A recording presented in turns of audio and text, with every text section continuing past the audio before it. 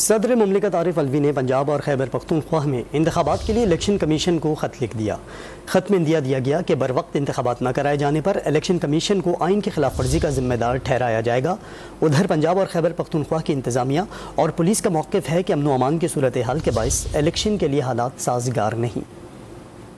پنجاب اور خیبر پختونخوا میں انتخابات کرانے کا مشن، صدر مملکت بھی میدان میں آ گئے۔ صدر عارف الوی نے چیف الیکشن کمشنر کو انتخابات کی تاریخ دینے کے احکامات دے دیے۔ خط میں کہا گیا کہ صوبائی اسمبلیوں کے لیے فوری طور پر انتخابی شیڈول جاری کیا جائے تاکہ خطرناک قیاس آرائیوں پر مبنی پروپیگنڈا ختم کیا جا سکے۔ آئین انتخابات میں تاخیر کی اجازت نہیں دیتا اور الیکشن کمیشن کا بنیادی فرض ہی انتخابات کرانا ہے۔ صدر مملکت نے خط میں یہ عندیہ بھی دیا کہ انتخابات نہ کرائے جانے پر الیکشن کمیشن کو آئین کی خلاف ورزی کا ذمہ دار ٹھہرایا جائے گا۔ صدر عارف الوی نے اپنے خط میں تاریخی حوالے بھی دیے کہ دنیا کی پرانی جمہوریتوں میں جنگوں کے باوجود انتخابات کرائے گئے اور خانہ جنگی کے دوران بھی انتخابات معطل کرنے کا نہیں سوچا گیا۔ صدر عارف الوی نے اپنے خط میں یہ دلیل بھی دی کہ انتخابات کے التوا نے جمہوریت کو طویل مدتی نقصان پہنچایا۔ پاکستان میں انتخابات کے التوا کے لیے کوئی ٹھوس جواز موجود نہیں۔ دوسری جانب الیکشن کمیشن پنجاب نے صوبے میں انتخابات سے متعلق سرٹ جوڑ لیے۔ اجلاس میں پولیس اور انتظامیہ نے موقف اختیار کیا کہ امن و امان کی صورتحال کے باعث